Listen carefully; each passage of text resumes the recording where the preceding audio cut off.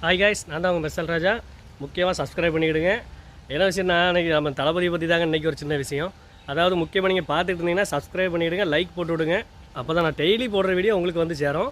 அதாவது ஒரு 6 மாதம் வரைக்கும் கொஞ்சம் பொறுமையாக இருந்தால் தான் அரசாங்கம் வந்து எல்லாமே கரெக்டாக செய்யும்னு சொல்லி நிறையா சொல்லிகிட்டு இருக்கிறாங்க. அதாவது முதல்வருடைய தனிப்பிரிவில் இருந்தே நியூஸ் அப்படி தான் வருது. அதாவது உடனே எடுத்த டாப்பில் டப்புன்னு செய்ய முடியாது. ஆனால் இவங்க ஆல்ரெடி முன்னாடி ஆட்சி செஞ்சுட்டு இருந்தாங்கன்னா இவங்க வந்து தளபதி விஜய் வந்து கரெக்டாக எடுத்துலாம் பண்ணுவாப்புல. இப்போ தான் அவர்களே புதுசாக வந்திருக்காங்க அரசியலுக்கு.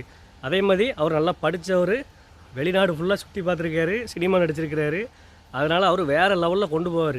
அதான் பொதுமக்களை வந்து ஒரு 6 மாதம்னா, ஒரு வருஷம் மட்டும் நீங்கள் பொறுமையாக இருங்க. அதான் இந்த வருஷத்தை அப்படியே கேர்ஃபுல்லாக சாதாரணமாக விட்டுருங்க. அடுத்த வருஷம் பாருங்கள், சூப்பராக பண்ணுவாருங்க. அது நம்பிக்கை இருக்குது. அதாவது தளபதி மேலே ஒரு நம்பிக்கை இருக்குது.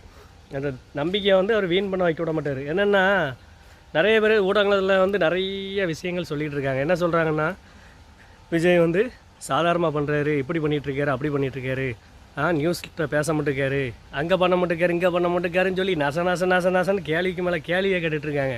அதேமாதிரி இப்போ ஒரு எம்எல்ஏ, அதாவது ஒரு கட்சியோட தலைவர், அவர் என்னமா சொல்கிறாரு, பொம்மை முதலமைச்சர் மாதிரி அமைதியாக உட்காந்துருக்காரு, பேசவே மாட்டேக்காரு, சட்டசபையில் கோட்டு சூட்டு போட்டு இப்படி உட்காந்துருக்காருன்னு சொல்லி அவரை வந்து ஒரு கமெண்ட்ஸ் கொடுக்காங்க. ஆனால் தளபதி விஜயை பொறுத்த வரைக்கும் என்னென்னா, அமைதியாக இருந்து புத்தர் மாதிரியே சாதிப்பாருங்க. அதனால் அவரை வந்து கண்டிப்பாக நம்பினவங்கள யாரும் கைவிட மாட்டார். அவர் இன்னொரு விஷயம் சொல்ல போனால், அண்ணாமலை அண்ணன் வந்து புதுசாக கட்சி ஆரம்பிக்க போகிறேன்னு சொல்லியிருக்கிறாரு. ஆனால் ரொம்ப நன்றி, வாழ்த்துக்கள் அவருக்கு. ஆனாலும் என்ன சொல்லுவாருன்னா, 2 பேருமே தமிழ்நாட்டுக்கு தேவைதாங்க. அதாவது பழைய கட்சியே தேவையில்லைங்க. அதாவது கட்சியும் சரி, 2வது கட்சியும் சரி, அந்த கட்சியே தேவையில்லை. இப்போ நம்ம தளபதி விஜயும் அண்ணாமலையனும் தான். இந்த 2 பேர் கட்சியும் நம்ம எல்லாருமே சப்போர்ட் பண்ணுவோம். புதுசாக வர்ற கட்சி வந்து எப்படி பண்ணுறாங்கன்னு தெரில. இந்த 5 வருஷம் நம்ம தளபதி எப்படி பண்ணுறாருன்னு பார்ப்போமே. ஆனால் அதுக்குள்ளே நிறைய ஊடகங்களில் நிறைய பேர் என்ன சொல்கிறாங்க, தளபதி என்னப்பா செஞ்சார், தளபதி என்ன பண்ணார், அப்படி இப்படின்னு சொல்லி நல்லா விட்டாப்பாக விட்டுக்கிட்டு இருக்காங்க, அள்ளி விட்டுட்டு இருக்காங்க. ஆனால் தளபதியை பொறுத்த வரைக்கும் என்னென்னா, இதுக்கு முன்னாடி இருந்த அரசாங்கம் என்னென்னா, அவங்களுக்கு எல்லாத்தையும் செலவு பண்ணிவிட்டு ஃபுல்லாக கஜனாவே காலி பண்ணி வச்சுட்டு போயிட்டாங்க. அவங்கள்ட்ட ஒன்றுமே கிடையாது கஜனாவில். அதனால தான் இப்போ வந்து விஜய் வந்த உடனே தான் இப்போ கொஞ்சம் கொஞ்சமாக ரெடி பண்ணிகிட்ருக்காரு.